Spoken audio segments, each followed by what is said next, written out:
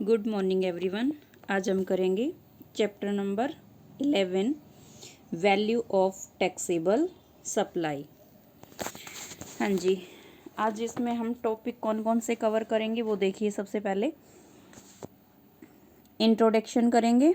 Second, value of taxable supply जो section 15 में prescribe है, यानी कि सेक्शन 15 स्टडी करेंगे। नेक्स्ट है compulsory inclusion in value of supply. ठीक है, यानी कि कुछ चीज़ें हैं जो वैल्यू ऑफ सप्लाई में हमें ऐड करनी है, वो कंपल्सरी इंक्लूजन रहेगा। ये पढ़ेंगे हम सेक्शन 15 के सबसेक्शन 2 में। और कितने इंक्लूजन पढ़ोगे? 5 इंक्लूजन पढ़ोगे। ठीक है। नेक्स्ट है exclusion of discounts from value of supply. Value of supply से कुछ चीज़ें लेस करनी है, ठीक है, एक्सक्लूड करना है, वो ओनली एक ही है, और वो क्या है? हमारा डिस्काउंट। ये पढ़ेंगे सेक्शन 15 के सबसेक्शन 3 में। तो 5 इंक्लूजन पढ़ेंगे जो वैल्यू ऑफ सप्लाई में ऐड करने हैं, ठीक है। 1 एक्सक्लूजन पढ़ेंगे जो वैल्यू ऑफ सप्लाई में से लेस करना है, और जो सेक्शन 15 सबसेक्शन 3 में प्रिस्क्राइब है।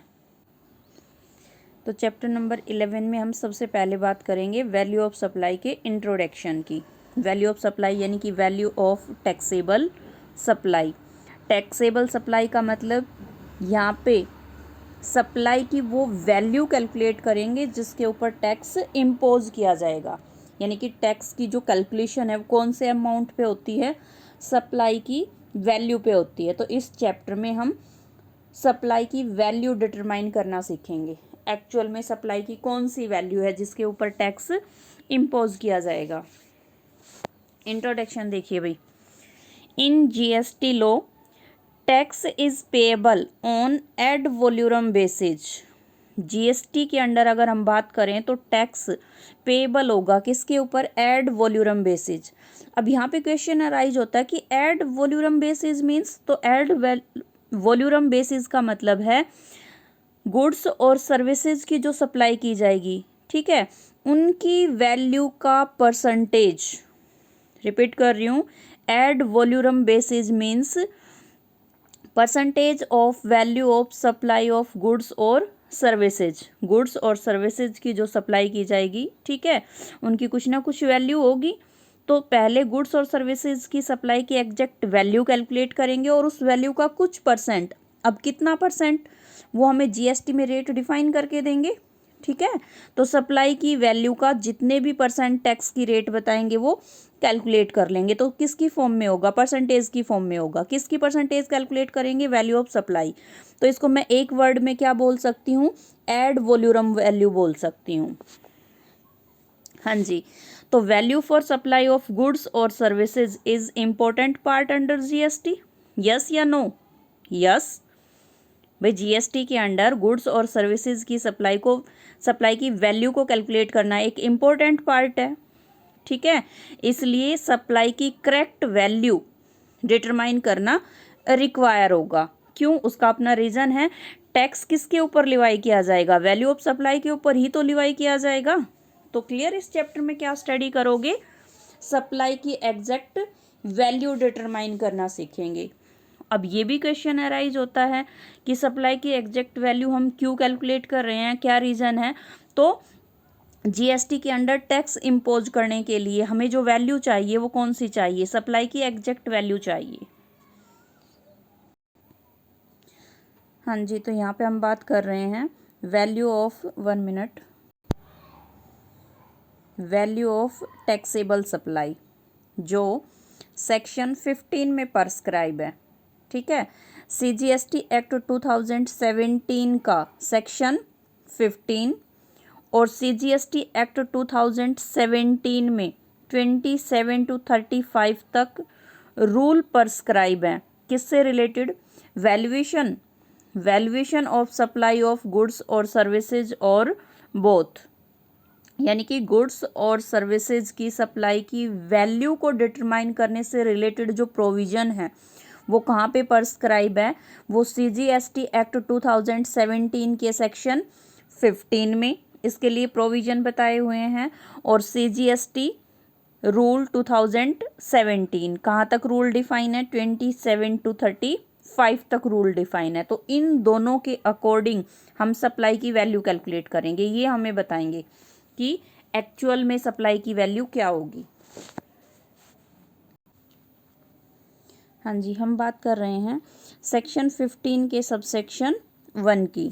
अब सेक्शन 15 का जो सबसेक्शन 1 है वो हमें बताता है कि वैल्यू ऑफ सप्लाई किसके इक्वल होगी? ट्रांजैक्शन वैल्यू के इक्वल होगी। But if 2 conditions are satisfy, अगर 2 कंडीशन सेटिस्फाई हो जाती हैं तो जो वैल्यू ऑफ सप्लाई है वो ट्रांजैक्शन वैल्यू के इक्वल होगी। अब वो 2 कंडीशन कौन सी होंगी?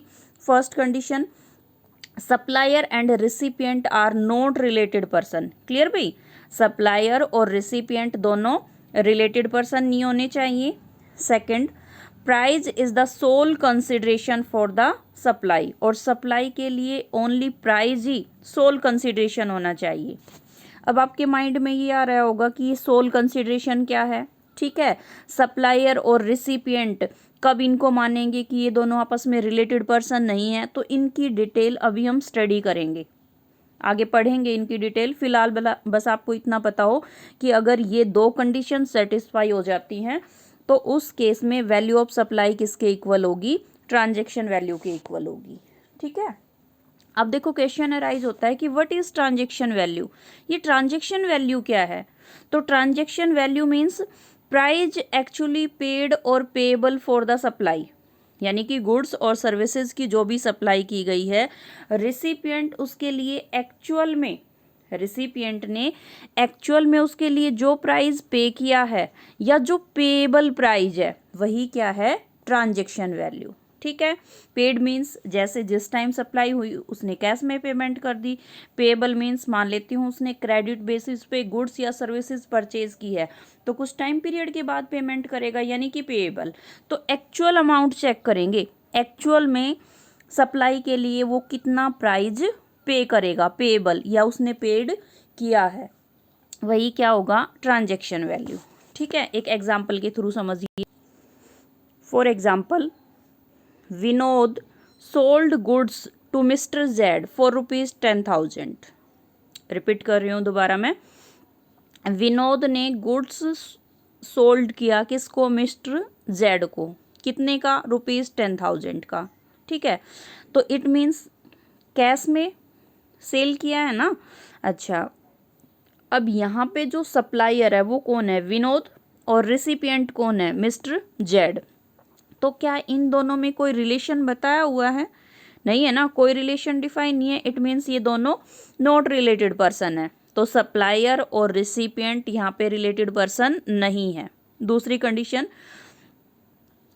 सप्लाई के लिए, ठीक है, सोल कंसिडरेशन होना चाहिए। सोल कंसिडरेशन का मतलब भाई विनोद ने गुड्स दे दिया मिस्टर जेड को, कितने में दिया? 10,000 में। मिस्टर जेड उसको 10,000 की पेमेंट कर देगा और गुड्स ले लेगा। तो वो 10,000 के अलावा तो और कुछ नहीं दे रहे हैं ना विनोद को।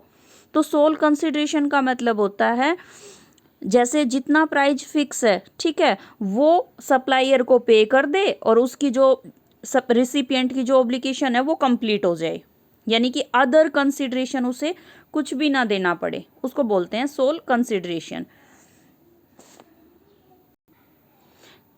तो ये अपने आप में एक ट्रांजैक्शन हो गई। आपने अकाउंट में स्टडी भी किया है ना भाई, विनोद ने मिस्टर जेड को गुड्स सेल किया कितने का? ₹10,000 का। तो ये अपने आप में एक ट्रांजैक्शन है और इस ट्रांजैक्शन की वैल्यू कितनी है? 10,000। ठीक है, तो ट्रांजैक्शन वैल्यू कितनी हुई? 10,000। तो इस केस में जो वैल्यू ऑफ सप्लाई है, मैं डिनोट कर रही हूँ VOS से, वैल्यू ऑफ सप्लाई, ये किसके इक्वल होगी? ट्रांजैक्शन वैल्यू मीन्स ₹10,000 के। हाँ जी, नेक्स्ट है essentials of transaction value. Transaction value के लिए देखिए क्या क्या एसेंशियल्स हैं। First, basis for valuation. Clear भाई? गुड्स और सर्विसेज की सप्लाई की वैल्यू कैलकुलेट करने के लिए बेस का काम कौन करेगा? Transaction value. Second, transaction value means price actually paid और payable by the recipient. Next, conditions for acceptance of transaction value. Transaction value को as a value of supply accept करने के लिए दो कंडीशन बताई हुई हैं, वो दो कंडीशन फुलफिल होनी चाहिए। तो ट्रांजैक्शन वैल्यू के लिए जो एसेंशियल फैक्टर हैं वो कितने हैं? 3 एसेंशियल फैक्टर होंगे। अब इनकी डिटेल देखिए। हाँ जी, ट्रांजैक्शन वैल्यू के लिए जो फर्स्ट एसेंशियल बताया था वो क्या बताया था? Basis for valuation. According to section 15 subsection 1, transaction value is the basis for valuation of supply of goods और सर्विसेज और बोथ। क्लियर भाई? गुड्स और सर्विसेज की सप्लाई की वैल्यूएशन के लिए बेस का काम कौन करेगा? ट्रांजैक्शन वैल्यू काम करेगी। हमने दो कंडीशन बताई थी ना, अगर वो दो कंडीशन फुलफिल हो जाती हैं तो आपकी जो वैल्यू ऑफ सप्लाई है वो किसके इक्वल होगी? ट्रांजैक्शन वैल्यू के लिए तो आपको ट्रांजैक्शन वैल्यू पता होना चाहिए, तो ये बोल सकते हैं कि transaction value valuation of supply के लिए बेस का काम करेगी। So for the लेवाई of tax in GST system determination of the transaction value is required. ठीक है, इसलिए जीएसटी सिस्टम के अंडर टैक्स को लिवाई करने के लिए, वैल्यू ऑफ सप्लाई डिटरमाइन करने के लिए पहले क्या डिटरमाइन करना पड़ेगा आपको? ट्रांजैक्शन वैल्यू डिसाइड करनी पड़ेगी। एग्जाम्पल के थ्रू समझिए। For example, XYZ is a manufacturer of Punjab. ठीक है, XYZ पंजाब में मैन्युफैक्चरर है, पंजाब का। सेलिंग टूल्स एंड हार्डवेयर्स, जो टूल्स और हार्डवेयर सेल करने का काम करता है, लाइक ड्रिल्स, पॉलिशर्स, ठीक है, etcetera. It sells a power drill to ABC। ठीक है, अ होल सेलर, मैं मान लेती हूँ, ऑफ पंजाब, ये भी पंजाब का है। तो जो XYZ है उसने ABC, जो एक होल सेलर है, कहाँ का? पंजाब का ही मान के चल रही हूँ, इसको इसने पावर ड्रिल सेल किया। इसका MRP रुपीज़ है 11,000, but ABC sells it for rupees 8,000। But जो XYZ है इसने ABC को कितने रुपए में सेल किया? 8,000 में सेल किया। 1 मिनट। हाँ जी, assume CGST at the rate 9% and SGST at the rate 9%। Calculate value of supply. Second, tax payable under GST। तो अगर मैं इस चैप्टर की बात करूं तो मेन तो हमें क्या कैलकुलेट करना है? Value of supply. ठीक है, अब मैं टैक्स भी बता दूंगी यहाँ पे कैसे कैलकुलेट करेंगे। सबसे पहले क्वेश्चन की स्टेटमेंट ही समझो। यहाँ पे ये CGST और SGST, मतलब सबसे पहले आपको टैक्स का टाइप डिसाइड करना होता है ना, कि CGST प्लस SGST लगाया जाएगा या IGST लगाया जाएगा या UTGST लगाया जाएगा। तो देखो, मैंने बात करी थी जो ये भाई, जो आपका सप्लायर था XYZ, ठीक है, और जो आपका रिसिपिएंट था ABC, ये दोनों मैं कहाँ के एज्यूम करके चल रही हूँ? पंजाब। तो सेम स्टेट के है ना, और जब सेम स्टेट में सप्लाई होती है तो कौन सा टैक्स लगता है? CGST plus SGST। ये बात क्लियर? अब देखो, हमने क्वेश्चन की स्टेटमेंट रीड की, ठीक है, हमें सप्लायर और रिसिपिएंट दोनों का पता चल गया। सप्लायर कौन है? XYZ, रिसिपिएंट कौन है? ABC। क्या दोनों में कोई रिलेशन बताया है? तो दोनों नॉट रिलेटेड पर्सन है। ठीक है, दूसरा, बस ये बताया है कि MRP रुपीज़ कितना है और कितने में सेल किया। जो ड्रिल, पावर ड्रिल सेल की है वो कितने रुपीज़ में सेल की, यही दो इन्फॉर्मेशन है। तो सप्लाई के लिए ओनली सोल कंसिडरेशन है, दोनों कंडीशन पूरी हो रही है। तो ऐसे में जो वैल्यू ऑफ सप्लाई है वो आपकी किसके इक्वल होगी? ट्रांजैक्शन वैल्यू के इक्वल होगी। ट्रांजैक्शन वैल्यू का मतलब जितने में सेल किया। अभी अभी हमने स्टडी किया था, MRP रुपीज़ 11,000 थी, बट सेल कितने में की थी? 8,000 में। तो ये बात क्लियर? तो वैल्यू ऑफ सप्लाई कितनी होगी? रुपीज़ 8,000। अब यहाँ पे ये समझो कि वैल्यू ऑफ सप्लाई हम कैलकुलेट क्यों कर रहे हैं। तो उसका रीज़न जीएसटी के अंदर जो भी टैक्स लिवाई किया जाएगा वो किसके ऊपर किया जाएगा, वैल्यू ऑफ सप्लाई के ऊपर लिवाई किया जाएगा। तो यहाँ पे वैल्यू ऑफ सप्लाई कितनी है 8000, तो 8000 का 9% कैलकुलेट कर लो, CGST आ जाएगा आपके पास। ऐसे ही 8000 का 9% कैलकुलेट करोगे SGST आ जाएगा आपके पास, ठीक है। तो यहाँ से टोटल टैक्स तो कितना आ गया, ये 720 ये 1440, और अगर मैं वैल्यू ऑफ सप्लाई की बात करूं तो कितना 8000। तो इनवॉइस में जो ABC को इनवॉइस दी जाएगी, ठीक है, XYZ ABC को जो इनवॉइस इशू करेगा, मीन्स जो बिल देगा, उसमें कितना अमाउंट मेंशन मिलेगा 9440 रुपीज, ये मेंशन मिलेंगे।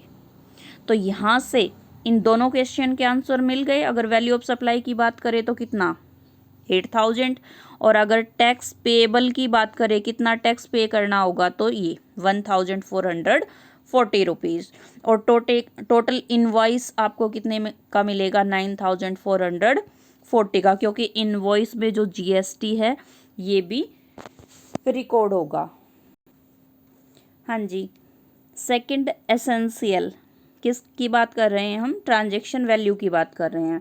तो सेकंड एसेंशियल था ट्रांजैक्शन वैल्यू के लिए प्राइस एक्चुअली पेड और पेएबल, ठीक है। ये प्राइस किसके पेड या पेएबल की बात कर रहे हैं, बाय रेसिपिएंट। भाई जनरल सी बात है, जो गुड्स और सर्विसेज को परचेज करेगा वही तो अमाउंट पे करेगा, मीन्स रिसिपिएंट। तो सप्लाई के लिए, गुड्स और सर्विसेज की सप्लाई के लिए रिसिपिएंट एक्चुअल में जो भी प्राइस पे करेगा या जो पेएबल प्राइस है वही क्या होगा, ट्रांजैक्शन वैल्यू होगी। जैसे यही मैं पिछला एग्जांपल भी ले सकती हूँ। MRP रुपीज़ कितना बताया था 11,000, ठीक है, बट जो पावर ड्रिल सेल की थी वो कितने में सेल की थी 8000 में। तो यहाँ पे जो रिसिपिएंट था हमारा ABC, वो एक्चुअल में कितना अमाउंट पे करेगा 11,000 या 8,000, तो 8000 पे करेगा ना भाई, उसको तो 8000 में मिला है पावर ड्रिल। तो यहाँ पे जो ट्रांजैक्शन वैल्यू है वो हमारी क्या होगी 8000, क्यों, क्योंकि एक्चुअल में जो रिसिपिएंट है उसने यही पे किया है। हाँ जी, एक अदर एग्जांपल के थ्रू आपको क्लियर करती हूँ। एक्चुअल में रिसिपिएंट जो भी प्राइस पे करता है या जो पेएबल प्राइस है। An audit firm base in Punjab, समझना अच्छे से, एक ऑडिट फर्म, ठीक है, जो कहाँ पे है, पंजाब में है।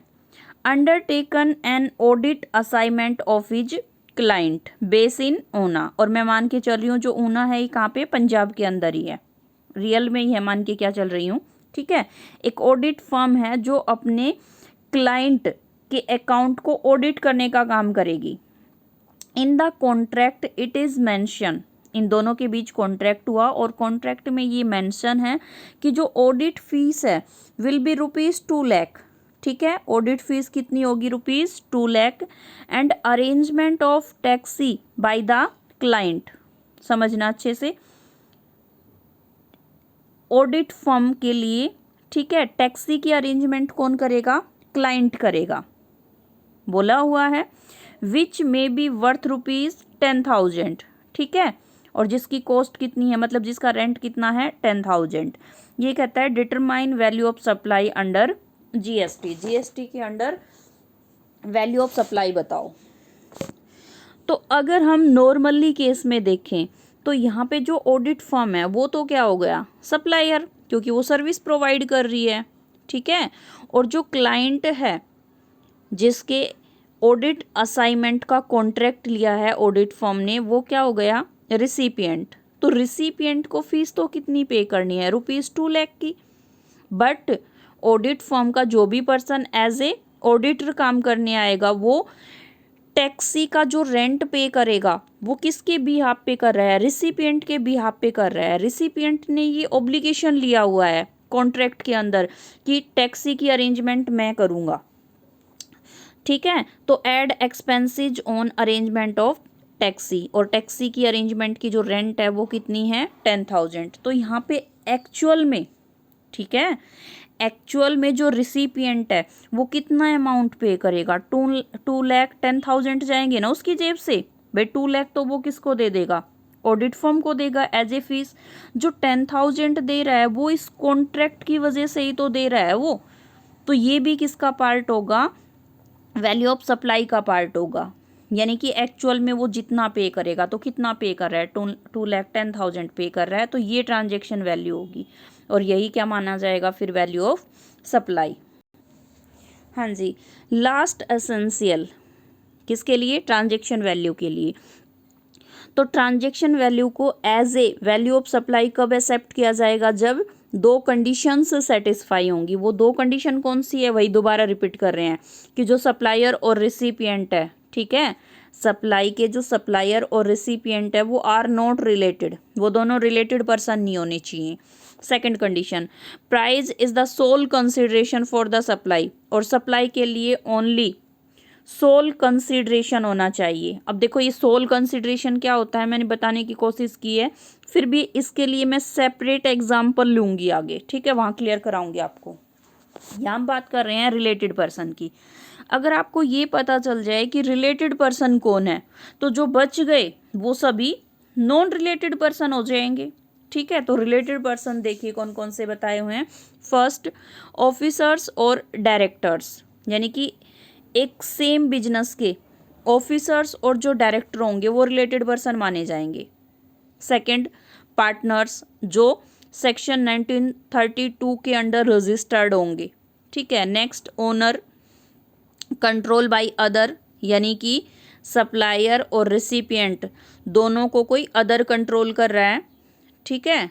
Next, control by third person, together control a third person, members of the same family के मेंबर, एम्प्लॉयर और एम्प्लॉय का रिलेशन। तो ये जितनी भी कंडीशन मैंने बताई हैं ये रिलेटेड पर्सन है। अगर इन रिलेटेड पर्सन के बिटवीन कोई भी सप्लाई होती है गुड्स या सर्विसेज की, ठीक है, तो ऐसे केस में जो ट्रांजैक्शन वैल्यू है वो वैल्यू ऑफ सप्लाई नहीं होगी। केस ध्यान रहेगा। हाँ जी, अभी हमने पीछे दो कंडीशन स्टडी की थी ना कि ट्रांजैक्शन वैल्यू को वैल्यू ऑफ सप्लाई एक्सेप्ट करने के लिए दो कंडीशन सेटिस्फाई होनी चाहिए। तो उन दोनों के लिए मैं एग्जाम्पल बता रही हूँ आपको, यहाँ पे एग्जाम्पल के थ्रू क्लियर करेंगे। Mister A sells a power drill to mister B, ठीक है। तो यहाँ पे जो मिस्टर ए है वो सप्लायर हो गया और जो मिस्टर बी है वो रिसिपिएंट हो गया। तो ये कहता है मिस्टर ए ने मिस्टर बी को पावर ड्रिल सेल की, कितने में, ₹10,000 में। The open market value of it is ₹10,000, ठीक है। और ओपन मार्केट में इसकी वैल्यू कितनी है, 20,000। अच्छा, ये ओपन मार्केट वैल्यू क्या होती है, ये पेशेंस रखो। जब हम CGST एक्ट 2017 के 27 to 35 रूल करेंगे ना, तो वहाँ पे स्टडी करेंगे ये कहता है calculate value of supply under GST following two situations. दो केस बताए हुए हैं, उसमें वैल्यू ऑफ सप्लाई कैलकुलेट करनी है। फर्स्ट देखिए, when buyer and seller are not related person, ठीक है। फर्स्ट केस में क्या कहता है कि बायर और सेलर नॉट रिलेटेड पर्सन है। अब रिलेटेड पर्सन नहीं है तो ऐसी कंडीशन में मैंने आपको बताया था वैल्यू ऑफ सप्लाई किसके इक्वल होगी, ट्रांजैक्शन वैल्यू के। तो ओपन मार्केट में वैल्यू चाहे कितनी भी हो, MRP रुपीज चाहे कितना भी हो, हमें कोई मतलब नहीं है। हमें मतलब है सिर्फ पावर या सर्विसेज, ठीक है, कितने में सेल की है। तो कितने में सेल की है, 10,000 में, यानी कि ट्रांजैक्शन वैल्यू कितनी है, 10,000। तो फर्स्ट केस में वैल्यू ऑफ सप्लाई किसके इक्वल होगी, ट्रांजैक्शन वैल्यू के इक्वल होगी, जो कितनी है, 10,000। सेकंड केस देखिए, when buyer and seller are related, assume करके चल रहे हैं कि जो बायर है और सेलर, यानी कि जो सप्लायर है और रिसिपिएंट, ये दोनों रिलेटेड पर्सन है। अब रिलेटेड पर्सन है तो इस केस में ट्रांजैक्शन वैल्यू तो वैल्यू ऑफ सप्लाई हो नहीं सकती। तो ये बात क्लियर भाई, value of supply not is equal transaction value, क्योंकि रिलेटेड पर्सन है, रिलेटेड है तो ट्रांजैक्शन वैल्यू तो वैल्यू ऑफ सप्लाई होगी नहीं, क्योंकि कंडीशन ही सेटिस्फाई नहीं हो रही है।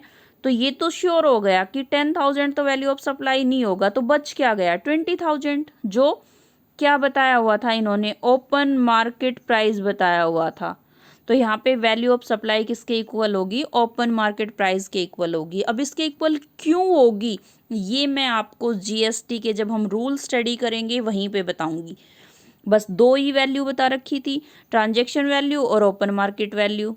ठीक है, अब ट्रांजैक्शन वैल्यू तो वैल्यू ऑफ सप्लाई है नहीं, तो जनरल सी बात है कौन सा प्राइस हो जाएगा, open market price value of supply के इक्वल होगा, यानी कि 20,000। हाँ जी, सेकंड कंडीशन क्या बताई हुई थी, price is the sole consideration for the supply, जो हम बार बार बात कर रहे थे, सोल कंसिडरेशन, सप्लाई के लिए प्राइस सोल कंसिडरेशन होना चाहिए। तो ये हम एग्जाम्पल के थ्रू क्लियर करेंगे। मिस्टर एक्स जो क्लाइंट है, ठीक है, mister X of Punjab, mister X जो पंजाब का क्लाइंट है, आस्क मिस्टर वाई जो चार्टर्ड अकाउंटेंट है, ठीक है, जो दिल्ली का है, to appear in tribunal for his matter, यानी कि जो मिस्टर एक्स है वो मिस्टर वाई की सर्विसेज परचेज कर रहा है। मिस्टर वाई चार्टर्ड अकाउंटेंट है ना, तो मिस्टर एक्स उससे क्या क्या बोल रहा है, उससे क्या पूछ रहा है कि आपको, ठीक है, मेरे मैटर के लिए, मेरे मैटर का मतलब उसकी कंपनी का जो भी मैटर है, कंपनी के ट्रिब्यूनल में उसको अपीयर करना होगा उसके कंपनी के मैटर को, तो एक तरीके से सर्विस परचेज कर रहा है। तो यहाँ पे जो मिस्टर एक्स है ये तो क्या हो गया, रिसिपिएंट, और मिस्टर वाई क्या हो गया, सप्लायर। ये कहता है calculate the value of supply. First situation देखिए, फी ऑफ मिस्टर वाई इज ₹2,50,000, ठीक है, प्लस टैक्सेस, टैक्स प्लस करके वाई की जो फीस है वो कितनी है, ₹2,50,000 है। Further mister Y ask mister x, भाई 2,50,000 की तो वो फीस ले लेगा, ये उसकी फीस है, बट फर्दर इसके साथ जो वाई है वो मिस्टर एक्स को क्या बोल रहा है कि to provide for the free admission of his son in the school run by him, X के द्वारा जो स्कूल चलाया जा रहा है, मिस्टर वाई उससे कहता है कि मुझे अपने बेटे का एडमिशन आपके स्कूल में चाहिए, फ्री एडमिशन, ठीक है, the cost of admission is ₹70,000, और एडमिशन की जो कॉस्ट है वो कितनी है, 75,000। तो ऐसे में देखिए, हाँ भाई, एक्स ने सर्विस परचेज की थी वाई से, अब वाई की सर्विस, वाई जो सर्विस प्रोवाइड कर रहा है उसकी फीस बता दी उसने, कितनी बताई, 2,50,000, उसकी फीस है 2,50,000, तो वो सर्विस दे रहा है तो एक्स उसके बदले में उसको फीस भी तो पे कर रहा है। तो अगर यहाँ पे ओनली बस यही स्टेटमेंट होती हमारे पास कि एक्स ने सर्विस परचेज कर ली, ठीक है, और 2,50,000 की फीस पे कर दी, तो ऐसे में सप्लाई के लिए ओनली प्राइस ही सोल कंसिडरेशन होता, मतलब वो 2,50,000 की पेमेंट कर देता, बात खत्म होती। बट वाई तो फीस के साथ साथ एक्स को क्या बोल रहा है कि मुझे तो आपके स्कूल में अपने बेटे का फ्री में एडमिशन भी चाहिए।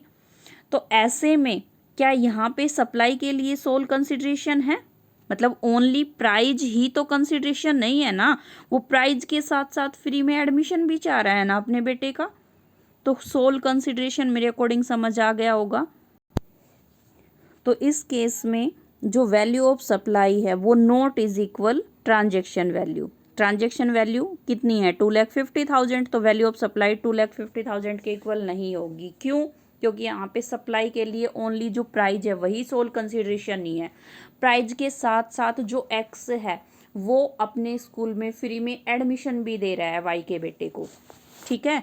तो यहाँ पे जो वैल्यू ऑफ सप्लाई है वो हमारी किसके इक्वल होगी, जो उसकी फीस है प्लस फ्री में अपने स्कूल में एडमिशन दे रहा है वाई के बेटे को, ठीक है, और उसके लिए कितना चार्ज बताया, 75,000। तो यहाँ पे जो वैल्यू ऑफ सप्लाई है वो किसके इक्वल होगी, 3,25,000 के। हाँ जी, नेक्स्ट हम स्टडी करेंगे compulsory inclusion in value of supply, section 15 subsection 2।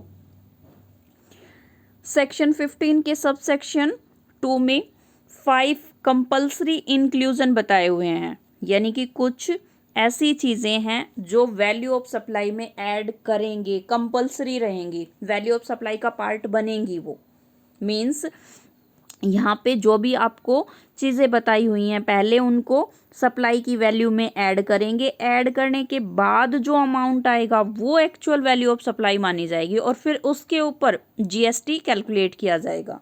अब वो देखो कौन कौन से हैं कंपल्सरी इंक्लूजन, टोटल 5 हैं।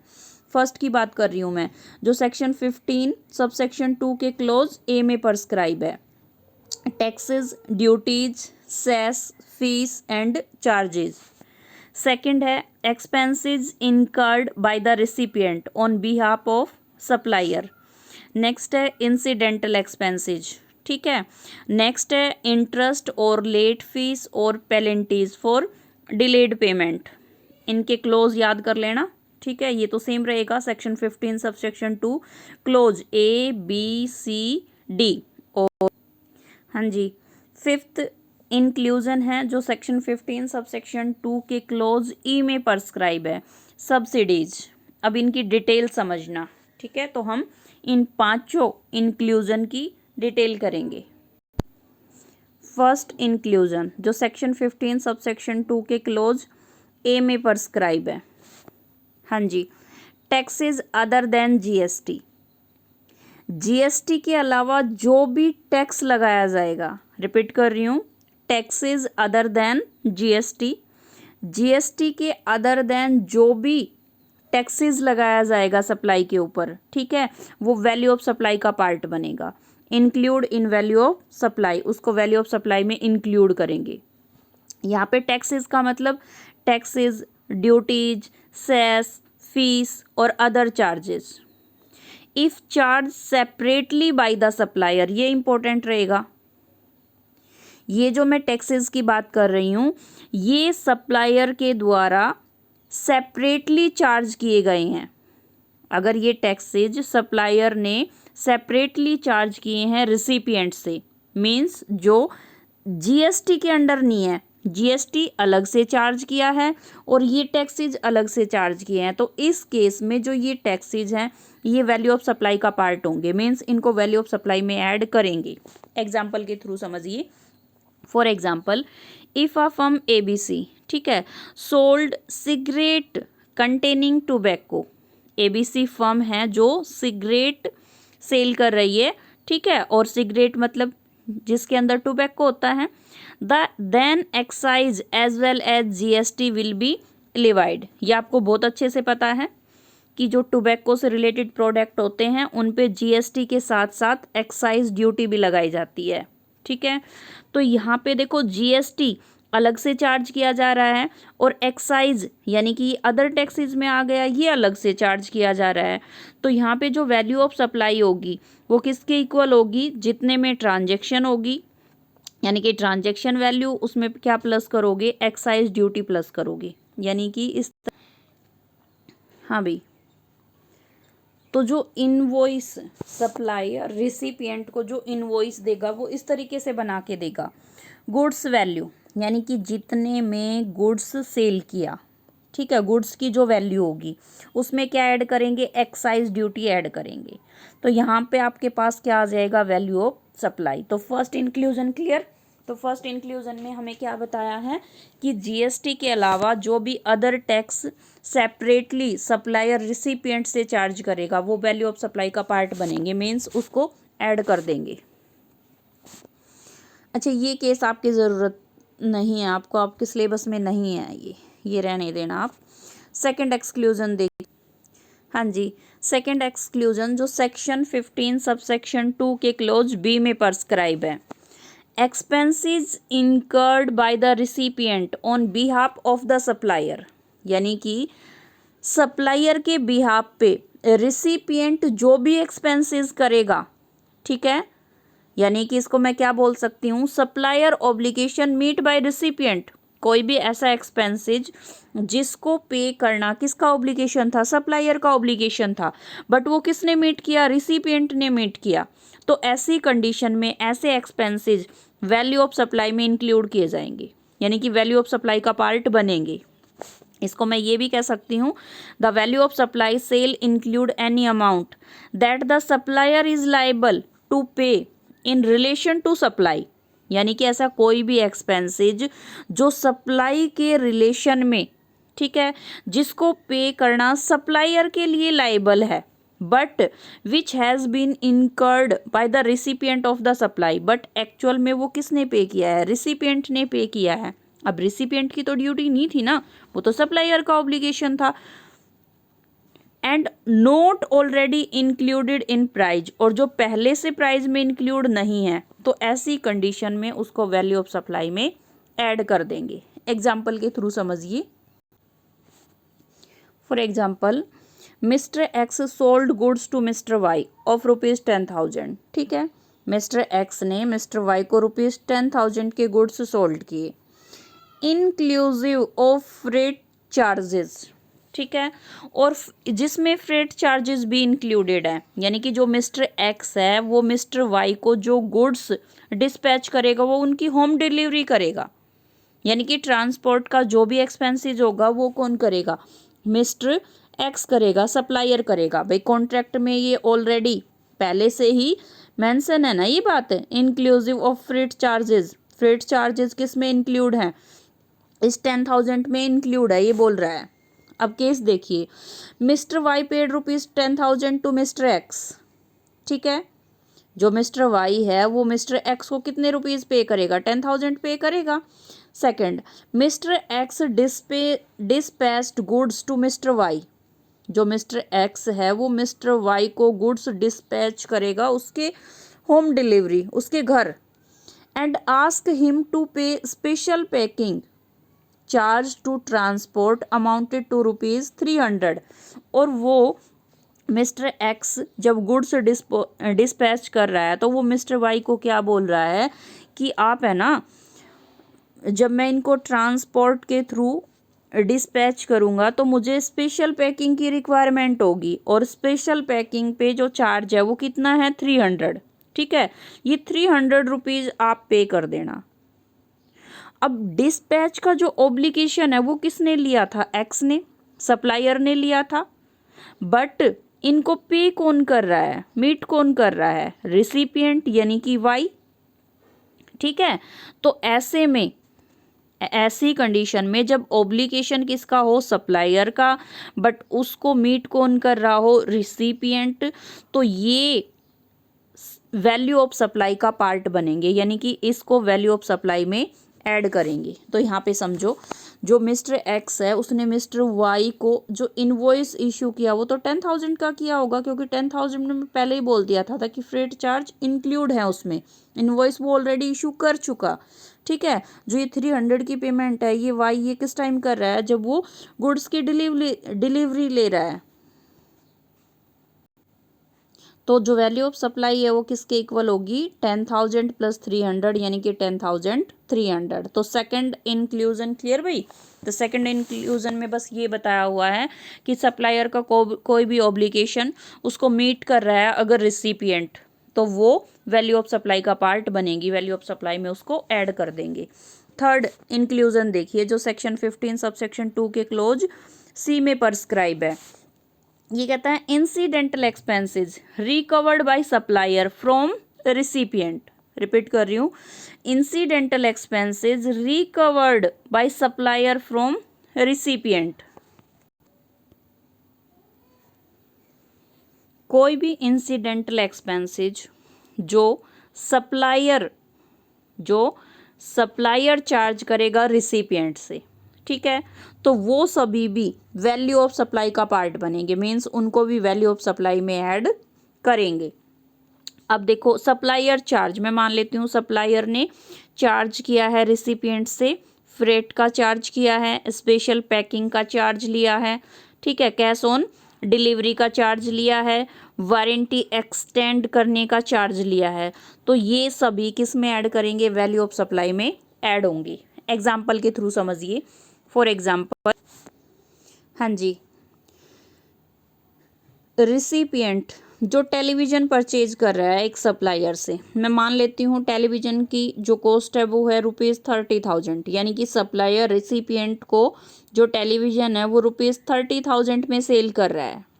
ठीक है, रिसिपिएंट सप्लायर को बोल रहा है भाई मुझे तो होम डिलीवरी चाहिए, ठीक है। तो सप्लायर बोल रहे हैं हाँ भाई मैं आपको होम डिलीवरी दे दूंगा, बट इसके लिए मैं कितना चार्ज लूँगा, 300 रुपीज़ इसके लिए अलग से चार्ज लगेंगे। फिर रिसिपिएंट बोल रहा है भाई मुझे ये टीवी है ना किसी को एज ए गिफ्ट देना है, तो मुझे स्पेशल पैकिंग भी करानी है इसकी। तो सप्लायर बोल रहा है हाँ भाई स्पेशल पैकिंग तो हो जाएगी, बट इसके लिए 200 रुपीज़ अलग से चार्ज लगेंगे। तो यहाँ पे जो वैल्यू ऑफ सप्लाई है वो किसके इक्वल होगी, 30,500 के इक्वल होगी। यानी कि गुड्स सप्लाई करने से पहले या सप्लाई करते टाइम अगर सप्लायर, ठीक है, सप्लायर रिसिपिएंट के कहने पर अदर इंसिडेंटल कोई भी चार्ज करता है, इंसिडेंटल अमाउंट चार्ज करता है, तो उनको वैल्यू ऑफ सप्लाई में ऐड करेंगे। यानी कि मैं इसको ये बोल सकती हूँ, any amount charge for anything done shall be included in value of supply. ठीक है, बिफोर और ड्यूरिंग द सप्लाई। यानी कि सप्लायर सप्लाई से पहले या ड्यूरिंग द सप्लाई के टाइम कोई भी अमाउंट, ठीक है, एनीथिंग डन कुछ भी करने के लिए अगर चार्ज करता है, जैसे होम डिलीवरी के लिए चार्ज कर रहा है, स्पेशल पैकिंग के लिए चार्ज कर रहा है, या वारंटी एक्सटेंड करा रहा है रिसिपेंट तो उसके लिए चार्ज कर रहा है, तो ये सब वैल्यू ऑफ सप्लाई में ऐड होंगे। हाँ जी, फोर्थ इंक्लूजन जो सेक्शन 15 सबसेक्शन 2 के क्लोज डी में प्रिस्क्राइब है, डिलेड पेमेंट चार्ज। यानी कि सप्लायर रिसिपिएंट से अगर कोई भी डिलेड पेमेंट चार्ज करता है, डिलेड पेमेंट चार्ज का मतलब जैसे मैं मान लेती हूँ सप्लायर ने रिसिपिएंट को 2 मंथ्स के बेसिस पे क्रेडिट में गुड्स सेल किया, ठीक है, और जो रिसिपिएंट है उसने आफ्टर 2 मंथ्स पेमेंट नहीं की, तो इसके लिए रिसिपिएंट को या तो इंटरेस्ट पे करना होगा, या लेट फी देनी होगी, या पेनल्टी देनी होगी, क्योंकि वो टाइम पे पेमेंट नहीं कर रहा। ठीक है, तो इसी को क्या बोलते हैं, डिले पेमेंट। तो अगर सप्लायर ने रिसिपिएंट से कोई भी डिलेड पेमेंट चार्ज की है जो इंटरेस्ट, लेट फी या पेनल्टी की फॉर्म में हो सकती है, तो ये भी वैल्यू ऑफ सप्लाई का पार्ट बनेगी। मीन्स इसको भी वैल्यू ऑफ सप्लाई में इंक्लूड करेंगे। फिफ्थ इंक्लूजन देखिए जो सेक्शन 15 सबसेक्शन 2 के क्लोज ई में प्रिस्क्राइब है, subsidies receive from any person. Focus करना, subsidies receive from any person, किसी भी पर्सन से जो सब्सिडीज रिसीव होगी other than central government and state government, इन दोनों को छोड़ के, यानी कि सेंट्रल गवर्नमेंट और स्टेट गवर्नमेंट से सब्सिडीज के अलावा अदर किसी पर्सन से अगर सब्सिडीज रिसीव हो रही है तो उसे वैल्यू ऑफ सप्लाई में इंक्लूड करेंगे। एग्जाम्पल के थ्रू समझिए, मिस्टर एक्स जो डीलर है सोलर पैनल में, ठीक है, यानी कि मिस्टर एक्स जो सोलर पैनल में डील करता है, इसने एक सोलर पैनल सेल किया, मैं मान लेती हूँ ₹10,000 का, ठीक है। इसे सेंट्रल गवर्नमेंट से, ध्यान रखना यहाँ पे मैं किसकी बात कर रही हूँ, सेंट्रल गवर्नमेंट से सब्सिडी मिली ₹1,000 की। यानी कि सेंट्रल गवर्नमेंट ने ये बोल दिया कि आप है ना कस्टमर से बस 9,000 लो, 1,000 आपको हमारी तरफ से दिए जाएंगे। सब्सिडीज़ का मतलब समझ रहे हो ना, तो ये कस्टमर से कितना लेगा, 9,000, 1,000 इसको कहाँ से मिल जाएंगे, सेंट्रल गवर्नमेंट से। तो सेंट्रल गवर्नमेंट ने सब्सिडी दी 1,000 की, मैं मान लेती हूँ एक एनजीओ से इसे सब्सिडी मिल गई 500 रुपीज़ की, ठीक है। तो यहाँ पे ये क्वेश्चन अराइज होता है कि कस्टमर से कितना चार्ज करेगा, तो कस्टमर से कितना चार्ज करेगा भाई, इसे तो पूरे 10,000 चाहिए ना, तो 1,000 तो इसे सेंट्रल गवर्नमेंट से मिल जाएंगे, 500 इसे एनजीओ से मिल जाएंगे, तो ये कस्टमर से कितना चार्ज करेगा, 8,500, तो इसके टोटल 10,000 हो जाएंगे। अब ये क्वेश्चन अराइज होता है कि वैल्यू ऑफ सप्लाई, भाई जितना वो कस्टमर से चार्ज कर रहा है, मीन्स रिसिपिएंट जितना पे कर रहा है वो माने, या जितने का सोलर पैनल था वो माने, यानी कि 8,500 रुपीज़ ले वैल्यू ऑफ सप्लाई या 10,000 ले। तो अभी हम क्या स्टडी करके आए हैं कि सेंट्रल गवर्नमेंट और स्टेट गवर्नमेंट जो भी सब्सिडी प्रोवाइड करेगी, ठीक है, उसके अलावा अदर किसी भी पर्सन से जो भी सब्सिडी मिलेगी वो वैल्यू ऑफ सप्लाई का पार्ट होगी। यही स्टडी करके आए हैं। तो कस्टमर से कितना चार्ज लिया इसने, 8,500, ठीक है, तो इसमें क्या प्लस करोगे, 500 और प्लस करोगे, क्योंकि ये अदर पर्सन से सब्सिडीज हो गई भाई, कि सेंट्रल गवर्नमेंट या स्टेट गवर्नमेंट से नहीं मिली ना। तो वैल्यू ऑफ सप्लाई का अमाउंट हमारा क्या होगा, जितना कस्टमर से चार्ज किया यानी कि रिसिपिएंट ने जितना पे किया, plus subsidies from other person यानी कि 9000 रुपीज।